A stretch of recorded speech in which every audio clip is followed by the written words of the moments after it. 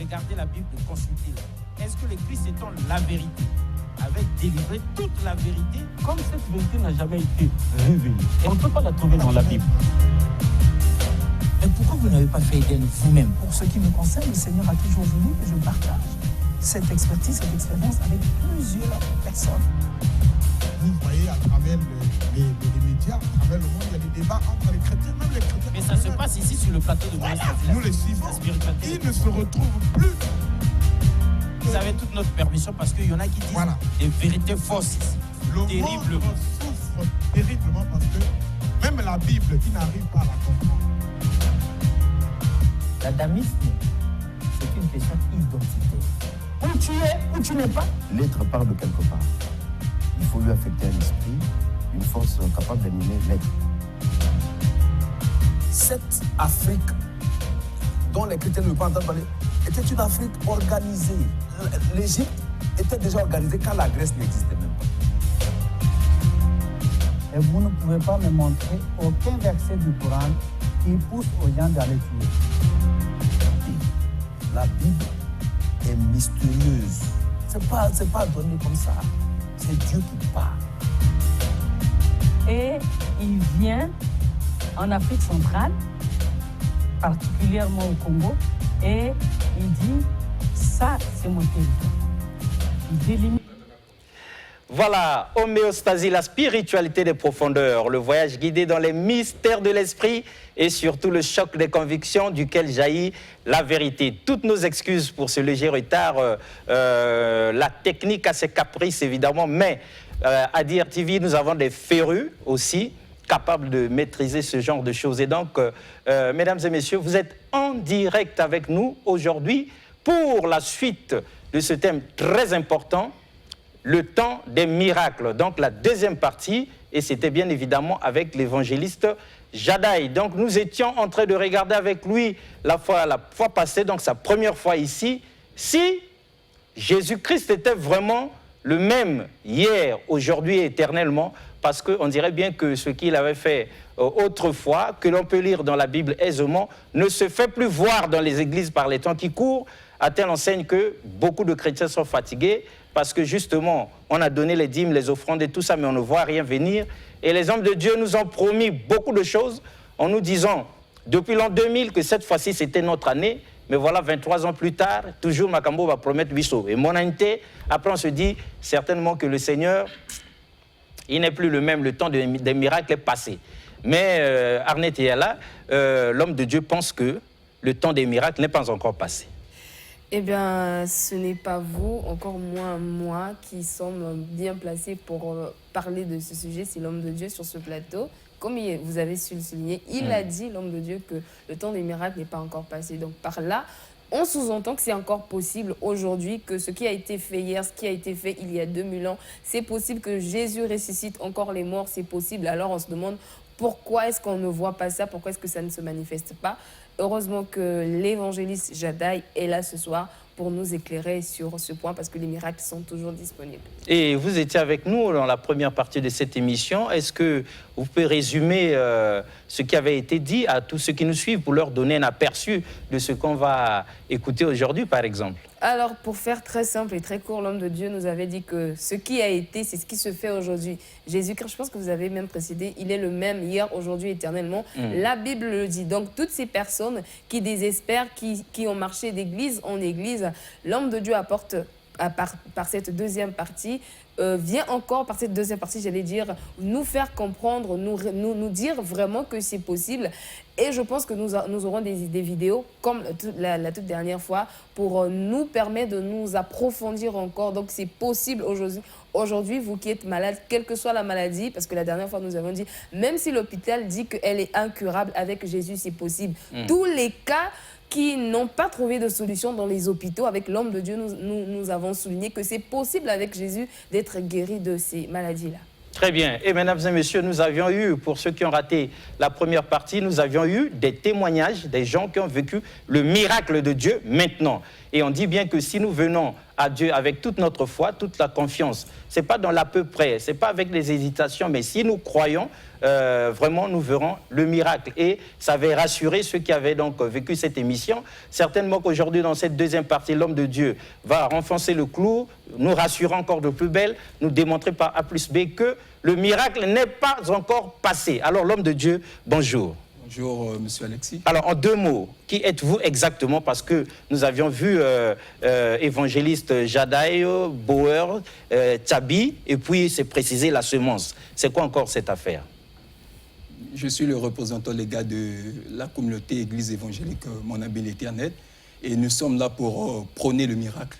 Nous nous sommes dit que le temps des miracles n'est pas passé, et que le Jésus-Christ qui a guéri hier, qui a ressuscité hier, qui a transformé les vies hier, c'est ce même Jésus qui a la capacité de transformer les vies aujourd'hui même. Depuis combien de temps déjà vous êtes à la tête de cette communauté? Est-ce que c'est 2 semaines, 1 mois, 1 an, 2 ans? Ça me fait près de 5 ans que je suis à la tête de cette communauté. Et durant ces 5 ans, vous avez vu les miracles de Dieu, la réalisation de ces miracles, parce que les gens sont intéressés. On souffre tellement dans les maisons, on souffre tellement dans nos affaires, à l'école, dans nos mariages. Il y a trop de choses dans nos familles, si bien que lorsque nous entendons qu'un homme de Dieu qui vient nous dire que comme ça avait été hier, ça peut être encore aujourd'hui, alors nous avons intérêt à savoir est-ce que durant ces 5 ans, la main de Dieu s'est manifestée. On ne peut pas vouloir venir prôner les miracles sur cet espace virtuel sans ne pas vivre le miracle dans l'exercice de notre ministère. Ça fait près de 5 ans, on a vécu des miracles extravagants, des miracles rocambolesques, on peut dire comme ça, des choses indescriptibles, des vies qui sont transformées. Et voilà, et ceux-là qui étaient à 0 mètre de la mort ont retrouvé leur réconfort divin. C'est ce qui nous a donné la vivacité de revenir ici sur cette plateforme pour ovationner l'essence même des miracles. Donc vous arrivez ici pour ovationner, pour glorifier le Seigneur, pour transmettre le message que même si dans les coulisses de DRTV ici il y a aussi des incrédules, des gens qui ne croient pas, suivez mon regard, mais au moins Jésus-Christ lui il est vivant et il opère encore. Oui, il est vivant, il opère et tous ceux-là qui viennent à lui retrouvent le réconfort vivant. Parce qu'il a dit même, venez à moi, vous tous qui êtes chargés, fatigués, je vous donnerai le repos. Dans le repos, il y a le miracle, il y a la guérison, il y a la transformation. Voilà, il y a beaucoup de choses qui vont avec dans ce sens-là même. Très bien, donc Arnett, on peut acclamer pour le Seigneur. Hein? Oui, parce que c'est ça justement. Le peuple a besoin de ça. Nous souffrons tellement, on a tellement de problèmes, on est tellement attaqué aussi la nuit. L'homme de Dieu, dites-nous d'abord, les téléspectateurs voudraient savoir, est-ce que les sorciers du village, est-ce que c'est vrai ou bien c'est seulement imaginaire que la sorcellerie n'existe pas, que quand on est malade ou bien quand on a un problème, c'est nous-mêmes que personne n'est attaqué la nuit dans son sommeil? Non, la sorcellerie existe bien. La sorcellerie existe bien. Il y a des gens qui retrouvent qui ont la santé négative, une santé abîmée, une santé qui s'est détériorée. L'hôpital n'arrive pas à les guérir. L'hôpital n'arrive pas. On ne trouve même pas la maladie, on fait des examens, rien ne se fait voir. On fait des examens, on ne trouve rien. Il y a tout un esprit derrière cette manipulation négative. Et donc à l'église, vous êtes capable d'identifier, de détecter l'esprit et puis de délivrer la personne? Oui, nous avons cette capacité-là, puisque le nom de Jésus est plus haut que tous les noms. La Bible dit dans les cieux, sur la terre, sous la terre, il n'y a qu'un seul nom qui avait été donné aux hommes, si ce n'est que le nom de Jésus. Donc ce que le diable détruit, avec le nom de Jésus, nous proclamons les réconforts divins, nous proclamons la transformation, nous proclamons, et ces personnes-là arrivent à vivre le miraculeux dans leur vie.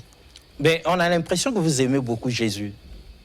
Oui, j'aime Jésus parce qu'il est mon Seigneur et Sauveur. Ah, d'accord. Les magiciens prônent leur maître. Moi, je viens ici sur cet espace prôner mon maître. Il est mon maître. Donc, il n'y a personne sur la terre que vous mettez au-dessus de Jésus? Non, non. Tous ceux-là qui viennent... Pas même papa, maman, l'oncle? Papa, maman, mon épouse viennent après Jésus. Ah, même votre épouse vient après Jésus. Mais le grand-père, le chef de famille... Tous ceux-là viennent après Jésus. Ben, le gouvernement, le chef d'État et tout ça. Après Jésus. Après Jésus. Arnett, ça vous inspire une question? Oui. Ou bien un commentaire? À entendre l'homme de Dieu parler, nous comprenons que Jésus a une place importante dans votre vie. Donc c'est, on peut dire, la personne suprême qui occupe toutes les places prioritaires, s'il faut dire ça. Donc vous êtes, si je m'appuie sur ce que vous êtes en train de dire, vous êtes capable de tout abandonner à la dernière minute juste pour Jésus. En tout cas, sa foi, c'est Jésus, sa confiance, c'est Jésus en tout et pour tout. Et donc, il ne vous a jamais déçu. Hein? Non, non, il ne m'a jamais déçu. C'est vrai, il y a des épreuves qui peuvent venir, mais ce n'est pas parce qu'il y a des épreuves qu'on va abandonner la foi. Voilà, donc, il vous soutient toujours, même dans les épreuves. Il me soutient dans les épreuves. Si je reviens ici sur cet espace virtuel, ça veut dire que j'ai déjà bénéficié de ces bienfaits, au fait. Très bien. Alors, l'homme de Dieu, vous êtes venu très bien accompagné. Il y a des beautés, hein. Excusez-nous, entre guillemets. Je sais que tous ceux qui regardent sont fascinés. Alors, vous avez emprunté des stars pour venir vous accompagner, ou bien c'est des mannequins, ou bien c'est des sœurs de l'Église. L'onction restaure, l'onction attire la beauté. Voilà, ce sont mes fils et filles spirituels. Ah, d'accord. Voilà, ce sont les fruits de mon ministère. Vous les aimez beaucoup? Je les aime beaucoup. Ils vous aiment beaucoup? Ils vous aiment aussi? Ça, je ne sais pas. Certainement, sinon ils ne certainement qu'ils vous aiment, sinon ils ne vous auraient pas accompagné ici. On peut dire que eux aussi, c'est un spécimen seulement, c'est un petit nombre qui représente tous les autres qui sont restés à la maison. C'est juste un échantillon. Un échantillon, ils sont venus. J'essaie de venir ici. Ce serait cet tout plein espace ici. n'allait pas contenir, parce que le Seigneur nous a fait grâce de rassembler des foules, en fait. Et nous sommes là même en train de préparer une grande activité évangélique, une activité de grande envergure qui regroupe plus de 400 personnes. Donc voilà. On a déjà fixé la date, le lieu et tout ça? C'est pour le jeudi 7 septembre. Jeudi 7 septembre. 7 septembre jusqu'au dimanche 10 septembre. Du 7 au 10 septembre. Et ça va se passer où? À l'esplanade de notre communauté évangélique Mon âme bénie éternelle, dans la rue Paul Yanké numéro 65. Donc à l'extérieur de l'église, il y a une esplanade là. C'est un espace que de temps en temps on emprunte pour réaliser les activités évangéliques de grande envergure. Oui, l'église c'est Mon âme bénie l'éternel. Église évangélique Mon âme bénie l'éternel. Église évangélique Mon âme bénie l'éternel.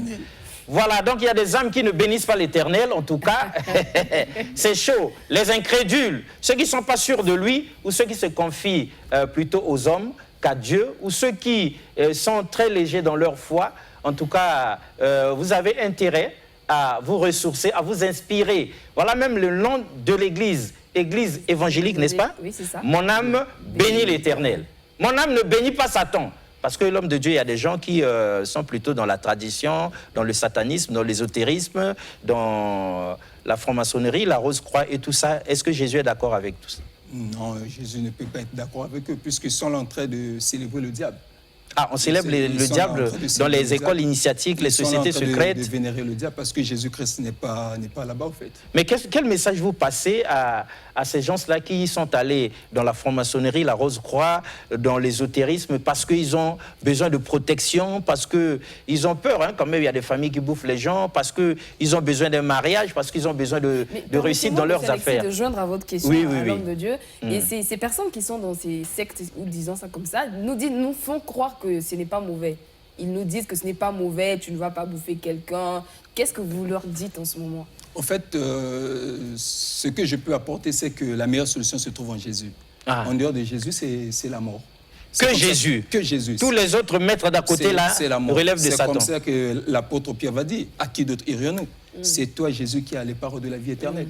Donc je crois que les amis sont dans un embrayement total. Et je crois que le Seigneur leur fera grâce de nous rejoindre parce que nous sommes dans le véritable chemin, nous sommes dans la véritable voie et eux, le Seigneur leur fera grâce de se joindre à nous pour cela, au fait. Oui, mais l'homme de Dieu, on sait que vous allez vous adresser tout à l'heure aux téléspectateurs. On a vu des gens prier Bouddha, Krishna, Vishnu, Mahomet et tout un tas de guides éclairés et tout ça. Mais pourquoi vous aimez seulement nous présenter Jésus? Qu'est-ce qui fait que Jésus soit exceptionnel, qu'il soit plus grand que tous les grands maîtres qu'on nous a déjà présentés? Qu'est-ce qui va faire que nous, on choisisse Jésus ou on abandonne? Parce que nous, on vous entend dire que tout genou fléchira. Bon, d'accord, mais qu'est-ce qui fait que Jésus soit exceptionnel à ce point? Bon, c'est à l'époque, lorsqu'on nous a annoncé l'Évangile, et voilà, j'ai atteint un niveau de tomber amoureux de lui et lui, il est tombé amoureux de moi. Bon, ça devient très, très compliqué, très indescriptible lorsque la créature tombe amoureuse du Créateur et que le Créateur tombe amoureux de la créature. C'est comme ça que j'ai été fasciné par son amour et voilà, je me suis jeté. Depuis que je me suis jeté, je ne trouve pas meilleur ailleurs. Et donc, du coup, vous conseillez ça à tout le monde? Je conseille Jésus à tout le monde. Et je sais que tous les amis qui vivent leur vie en dehors de Jésus finiront toujours par nous donner raison. Et je crois avec le temps, ils reviendront, ils vont toujours se joindre à nous. Parce que Jésus est le seul chemin, la vérité et la vie. Le seul. Le seul. Bien, mesdames et messieurs, vous l'aurez compris, au jour du jugement, quand quelqu'un dira « je ne savais pas », on lui présentera cette émission. L'évangéliste est arrivé non pas une seule fois, mais voici la deuxième fois. Et c'est prévu même une troisième fois. Et il y a même une grande campagne ou bien une convention ou bien une organisation, quelque chose qui va se faire. Vous dites du 7 septembre au 10 septembre. Voilà, du 7 au 10 septembre, ils vont organiser quelque chose en public pour nous appeler à Jésus, pour nous montrer Jésus, pour nous dire que nous continuons de souffrir parce que nous refusons de nous confier à lui. N'est-ce pas que Arnett et Alain nous dit « Venez à moi, vous tous qui êtes fatigués. » et chargés, c'est ce que Dieu dit le Seigneur dans sa parole. Et je pense que l'homme de Dieu aussi, sur ce plateau, est venu pour marteler encore là-dessus, comme il a su nous éclairer que tous ces chemins, ces voies, même si on nous dit que tout chemin mène... Même si on présente ça comme si c'est beau, c'est bien, et ça fait, mais c'est pas... Il n'y a qu'un seul chemin, c'est Jésus, comme l'homme de Dieu l'a dit. Très bien, l'homme de Dieu. Quelqu'un voudrait savoir, si je vous suis là, j'ai envie de vous rejoindre, donc de confier ma vie à Jésus, mais je suis un très grand pécheur.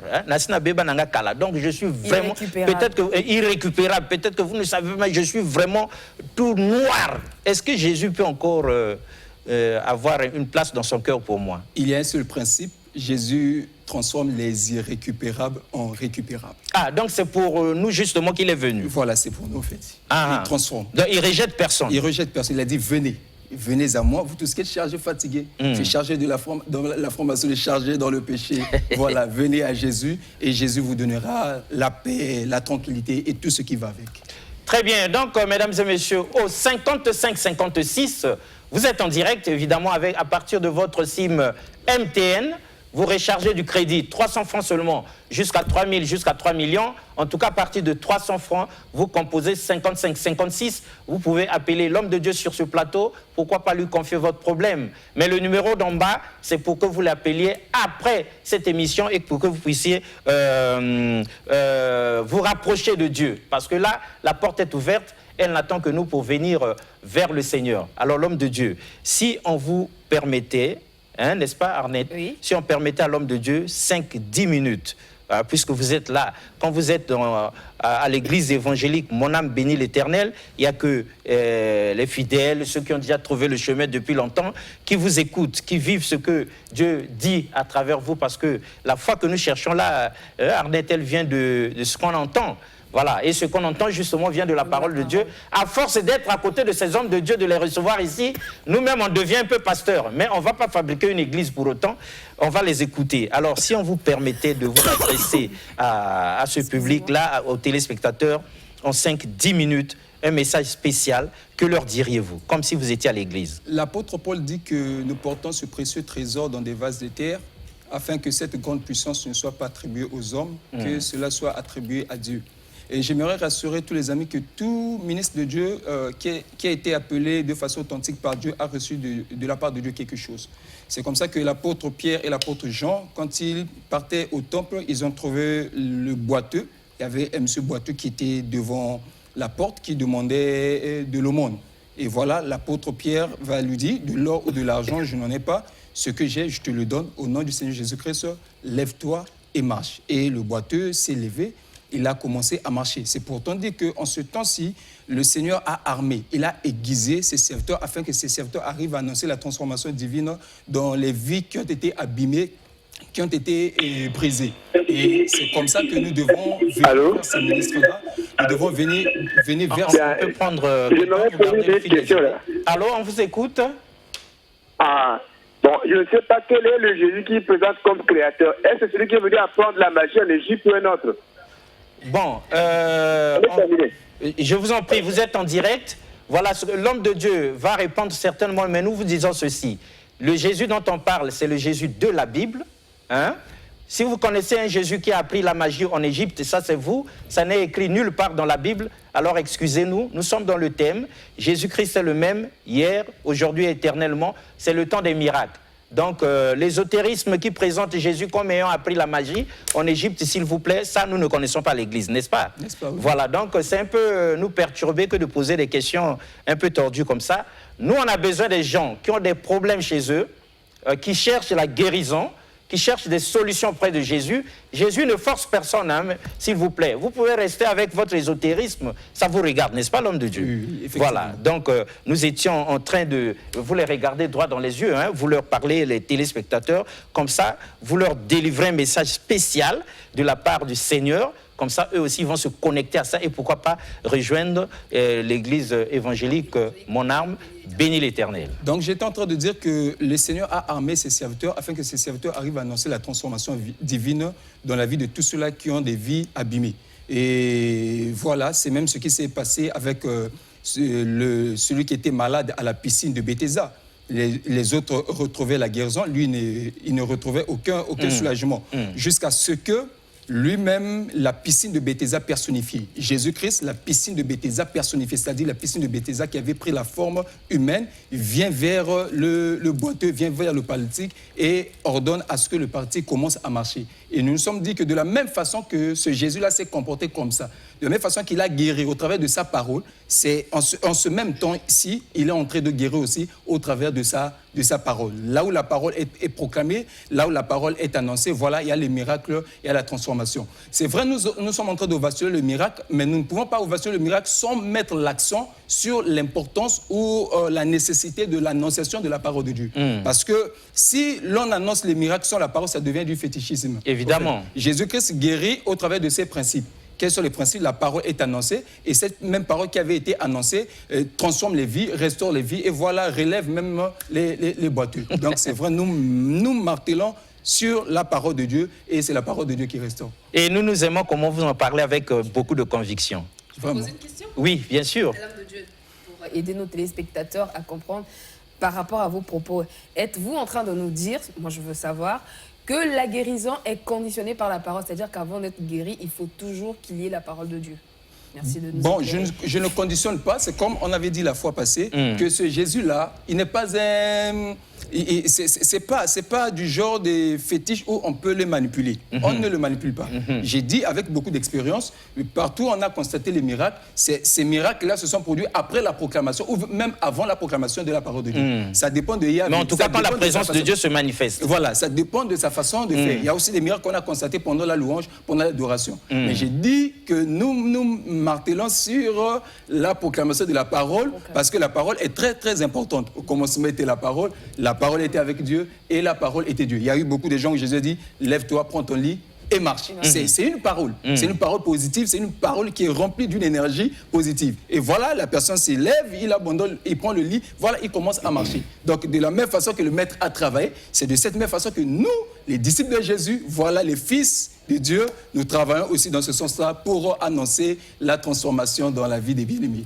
Très bien, et ça fait du bien que nous constations comme ça que les miracles, le temps des miracles n'est pas passé, que les hommes de Dieu aujourd'hui, pas par leur propre force, mais inspirés par Dieu et par la vertu du Saint-Esprit, par la toute-puissance de Jésus, puisqu'ils sont ses ministres, ses ambassadeurs, ils sont mandatés par lui, ils sont encore capables aujourd'hui de créer ces miracles-là de la même manière que le Seigneur le faisait autrefois, pour peu que nous arrivions avec notre foi. Vous savez que Dieu attend, quand nous sommes fatigués, nous avons cherché des solutions partout, et on n'a pas trouvé, et qu'on vient s'en remettre à lui, à ce moment, il active le miracle, et puis ça se passe. Mais c'est l'occasion pour nous, Arnett et Yala, de dire à tous ceux qui sont en train de nous suivre, et très respectueusement à notre frère qui a appelé, qu'il y a beaucoup de gens qui ont contrefait le Seigneur Jésus.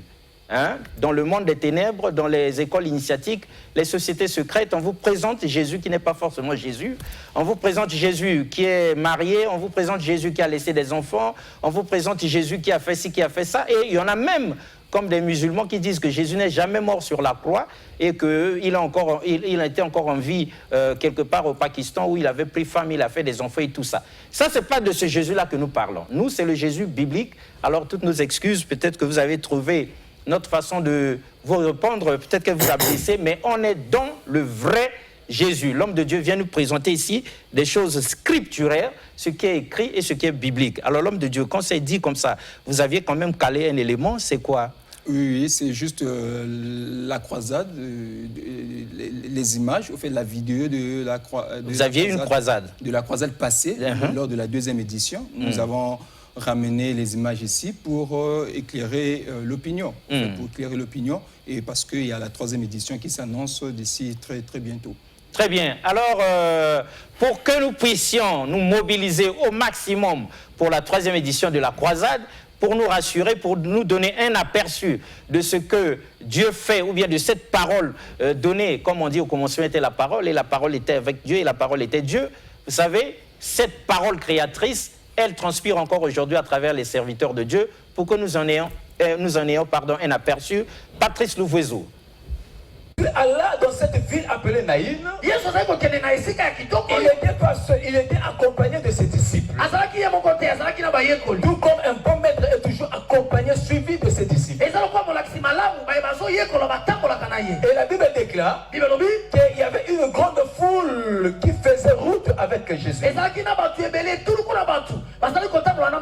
lorsqu'il fut près de la porte de la ville, parce qu'il y avait une seule orifice qui permettait d'entrer et de sortir. Cet orifice s'appelle la porte de la ville. La Bible dit lorsqu'il fut près de la porte de la ville, voici on portait en terre un mort, fils unique de sa mère. Alors qu'est-ce qui se passe ici? Il y avait deux cortèges. Le premier cortège, c'est le cortège qui accompagnait la femme qui avait perdu son enfant. Et la Bible dit que c'était son fils unique. Et eux, ils se dirigeaient pour aller à l'enterrement, aller enterrer. Et Jésus aussi, lui, venait avec sa délégation. Donc du côté de cette femme, il y avait la mort. Et dans la suite de Jésus, il y avait la vie. Et Dieu a fait de telle sorte que la rencontre arrive à se coïncider. Eux, ils sortent, mais Jésus entrait.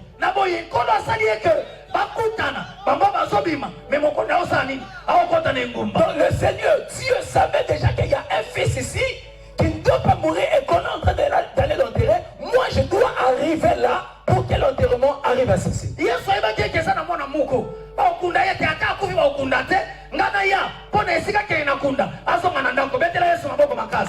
C'est comme ça ce jour-là. De l'autre côté, il y avait un programme d'enterrement. Et de l'autre côté, Dieu avait déjà préparé la vie. Et Dieu va faire à ce que les cortèges arrivent à se rencontrer. Là-bas, c'était le fils unique de la veuve. Et là, de l'autre côté, c'était le fils unique du père. Et Dieu a fait qu'il y ait cette rencontre-là pour que celui qui a perdu la vie arrive à le retrouver. Que prime abord, j'aimerais te rappeler que cette croisade est une rencontre du déclenchement des miracles. Nous ne sommes pas venus rencontrer un homme, mais nous sommes venus rencontrer Dieu au travers d'un homme. Alléluia. Amen. Pendant que là-bas on préparait l'enterrement, là-bas on préparait la mort, Dieu aussi préparait la vie. Dieu aussi préparait la résurrection. Que ce monsieur, ce jeune homme qui est mort, arrive à retrouver la vie. Que ce jeune homme qui a perdu ses facultés humaines arrive à les retrouver. Et moi je crois, je comprends que cette soirée est une opportunité pour toi, pour moi, pour nous tous. C'est-à-dire une opportunité où chacun de nous vivra son miracle. Une opportunité où chacun de nous va témoigner les hauts faits de Dieu. En te voyant, certainement tu n'as plus de vie. Certainement tu as perdu ce qui est important, utile à la vie. Mais je m'aimerais te rassurer qu'avant la fin de cette croisade, avant que l'on arrive à clôturer ce programme, ta maladie là, ce problème là, trouve la solution pendant que je parle. Tu me donnes un bon amen, j'accélère le miracle. Tu ajoutes encore la main, je dépose le miracle. Je dis que ce programme, ce n'est pas pour tout le monde, mais c'est pour toi. Et comme tu es venu, quelque chose se passe maintenant. Et Comme tu es là, quelque chose se dépêche vers toi. Tu dis amen, tu saisis la chose. Tu dis amen, tu reçois la chose. La Bible déclare, Jésus venait aussi avec sa suite. Mais Jésus arrive. Il y a eu une coïncidence. La Bible dit lorsqu'il fut près de la porte de la ville, voici on dit un mort, fils unique de sa mère, qui était veuve. Et il y avait avec elle beaucoup de gens de la ville.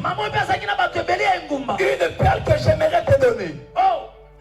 Non, ce qui est important que je vais te donner, c'est que lorsque nous sommes accablés des problèmes, les gens viendront pour nous aider à pleurer, mais ils ne nous aideront jamais à trouver les solutions à nos problèmes.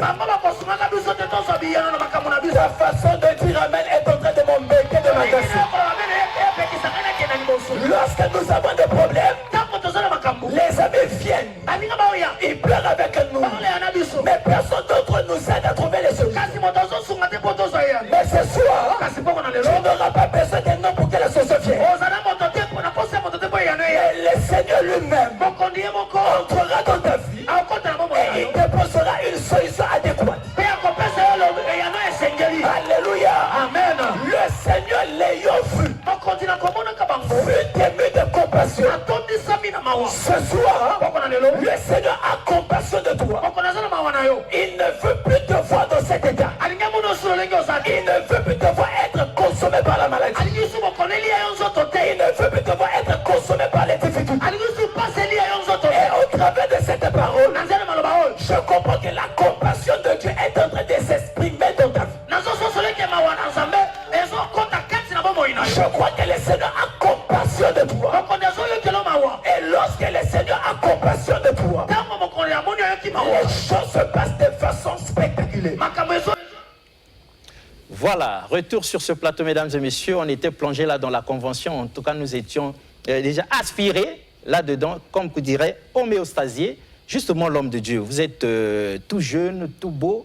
On a vu des jeunes gens là-bas dans la convention. Là, ils étaient assis en train d'écouter. Est-ce que aujourd'hui, mais au moment où nous parlons, il y a ce live même sur Facebook et que toute la diaspora vous écoute, le monde entier vous suit. Est-ce qu'aujourd'hui, jeunes comme nous sommes, on a encore besoin de Jésus vraiment? Oui, on a besoin de Jésus. On a besoin de Jésus. C'est très important de servir le Seigneur, de donner sa vie à Christ alors que nous sommes jeunes. Donc on ne va pas attendre la vieillesse pour aller à l'église. Pourquoi attendre la vieillesse? Donc Jésus, pourquoi donner seulement à Jésus ce qui est vieux ou ce qui est vieil? En tout cas, donc il a besoin de nous-mêmes enfants. Il a besoin de tout jeunes que nous sommes. Pendant que nous sommes jeunes, pendant que donc nous les étudiants et tout ça, les sportifs, tout ce beau monde-là. On peut évoluer dans ce domaine-là avec Jésus. Très bien. Et si on vous donnait 2 minutes, 3 minutes pour vous adresser à tous ceux qui vous suivent, maintenant qu'on s'en va vers l'atterrissage, pour leur dire un mot qu'ils vont garder après vous avoir suivi ici. Le monde entier vous suit évidemment par la DRTV qui est internationale. Si on vous donnait l'occasion de dire 2 mots à tous ces jeunes du monde, enfin à tous ceux qui vous suivent, parce que Jésus, jeune, vieux ou tout ça, il considère tout le monde, que leur diriez-vous pour qu'on reste avec ça? Bon, ce que je peux dire, c'est qu'il y a certains amis, des fois ils sont malades, mais ils sont pour eux à la maison, ils disent que je prie, mais il n'y a rien qui se passe. La même erreur, l'apôtre Paul l'a commise. L'apôtre Paul dit, j'ai été malade, j'ai prié 3 fois. Et le Seigneur lui a dit que ma grâce te suffit. Or, et l'apôtre Paul ne devait pas prier.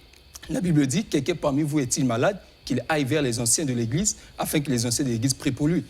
Pierre est l'ancien de l'apôtre Paul. L'apôtre Paul pouvait aller voir son ancien. Il s'humilie pendant que l'apôtre Pierre va passer. L'ombre de Pierre va guérir l'apôtre Paul. Exact. Donc si l'automédication est interdite, l'auto-guérison aussi est interdite. En spiritualité. Oui. Nous, on aime ça.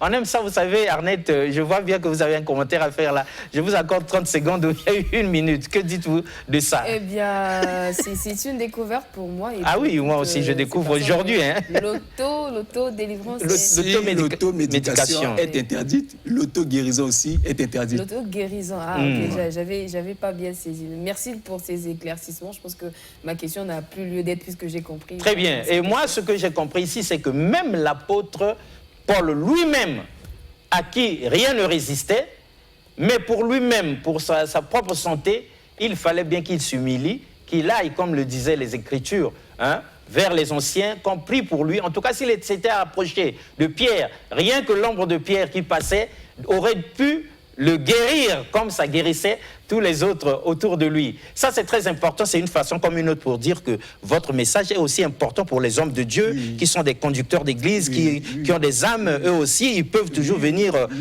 ils peuvent aussi venir à la convention, pourquoi pas. Je peux donner de la vivacité à ces points de vue en disant que c'est vrai, les amis viennent à moi, je prie, j'aime pas que les amis, mais moi-même, quand j'ai des problèmes, j'ai des soucis, j'ai aussi vous confiez aussi, oui. J'ai aussi un collège des anciens sur qui je compte beaucoup, au fait. Donc, ce n'est pas parce que, voilà, ce n'est pas, la spiritualité, ce n'est pas question d'âge. Vous pouvez être ministre de Dieu avec une grande foule et vous avez d'énormes problèmes et d'énormes difficultés. Vous pouvez toujours vous rabattre auprès d'un frère qui a la grâce de Dieu. Voilà, sa grâce peut vous impacter puisque le fer aiguise le fer. Le fer aiguise les fers. La grâce d'un homme de Dieu peut rêver la grâce d'un ministre de Dieu. L'onction d'un homme de Dieu peut rêver l'onction sur un autre ministre de Dieu. J'ai une question, super, rapidement. Sur le miracle. Dites-nous, homme de Dieu, est-ce que c'est possible qu'un homme se fasse un miracle à lui-même? Qu'est-ce que je veux dire? C'est pour ça que je sois en difficulté, que je prie pour moi-même et que le miracle se produise. Bon, il y a des cas exceptionnels, ça dépend de la spiritualité de tout un chacun. Mais à ce que je sache, je n'ai jamais vu un médecin qui s'opère lui-même. Ah oui, parce que même les plus grands de ces docteurs-là, quand ils sont malades, ils s'en vont voir. Tout ça là. Voilà, c'est nettement mieux. Il y a des plaies que le médecin peut faire passer. Et il y a d'autres ça demande l'expertise d'un autre. On est à la fin, certainement. Je pense que les images nous ont montré que l'espace peut recevoir près de 400 personnes, comme l'homme de Dieu a dit. Mais n'avez-vous pas besoin de soutien par rapport à tout ce que vous êtes en train de faire? Parce que la question est importante et mérite d'être posée. Bon, l'évangile est gratuit. Ce grand travail-là, ça n'a pas besoin de partenaires, ça n'a pas besoin d'aide, ça n'a pas besoin du soutien des uns et des autres. L'évangile est gratuit, mais l'évangélisation nous demande assez de moyens. Oui, l'évangélisation n'est pas gratuite du tout. Je lance un grand appel à tous les amis, à toutes les autorités, voilà les frères qui évoluent dans le domaine séculier, qui pensent vouloir nous soutenir comme ça. La porte est grandement ouverte et je crois que le Seigneur, notre Dieu à nous, voilà, ne manquera pas de les bénir. Donc nous avons besoin des partenaires, nous avons besoin des personnes qui peuvent nous apporter le boostage sur le sens financier pour que l'œuvre de Dieu arrive à prospérer entre nos mains. Nous sommes d'accord avec ça parce que, mesdames et messieurs, vous le savez très bien, l'évangile est gratuit. Hein? Ça, la parole de Dieu, elle est gratuite. Mais l'évangélisation, c'est-à-dire la télé, la radio, la presse, organiser des conventions, des conférences et tout ça, ça demande des moyens. Et donc, c'est normal que l'Église ait besoin de partenaires. Hein? Si vous pouvez le faire, n'hésitez pas. Même si vous êtes d'une autre Église, mais si vous avez les moyens de pouvoir soutenir cette œuvre-là, Dieu se souviendra de vous. N'hésitez pas. En tout cas, vous aviez le 55-56 pour être en direct et vous avez le numéro d'en bas qui est le numéro direct de l'homme de Dieu sur ce plateau. Après cette émission, vous pouvez l'appeler et continuer. Mais sinon, on a besoin de vous, on a besoin de votre soutien. C'était donc le temps des miracles, deuxième partie avec l'évangéliste Jadaï Bauer Tsabi, la semence. Au revoir et à la prochaine. Merci. Regardez la Bible et consultez-la. Est-ce que le Christ étant la vérité avait délivré toute la vérité? Comme cette vérité n'a jamais été révélée, et on ne peut pas la trouver dans la Bible. Mais pourquoi vous n'avez pas fait Eden vous-même? Pour ce qui me concerne, le Seigneur a toujours voulu que je partage cette expertise, cette expérience avec plusieurs personnes. Vous voyez à travers les médias, à travers le monde, il y a des débats entre les chrétiens, même les chrétiens. Mais ça se passe ici sur le plateau de Moïse. Nous les suivons. Ils ne se retrouvent plus. Vous avez toute notre permission parce qu'il y en a qui disent des vérités fausses ici. Le monde souffre terriblement parce que même la Bible, ils n'arrivent pas à la comprendre. L'adamisme, c'est une question d'identité. Où tu es, où tu n'es pas. L'être part de quelque part. Il faut lui affecter un esprit, une force capable d'animer l'être. Cette Afrique dont les chrétiens ne veulent pas entendre parler était une Afrique organisée. L'Égypte était déjà organisée quand la Grèce n'existait même pas. Et vous ne pouvez pas me montrer aucun verset du Coran qui pousse aux gens d'aller tuer. La Bible est mystérieuse. C'est pas donné comme ça. C'est Dieu qui parle. Et il vient en Afrique centrale, particulièrement au Congo, et il dit, ça c'est mon territoire. Il délimite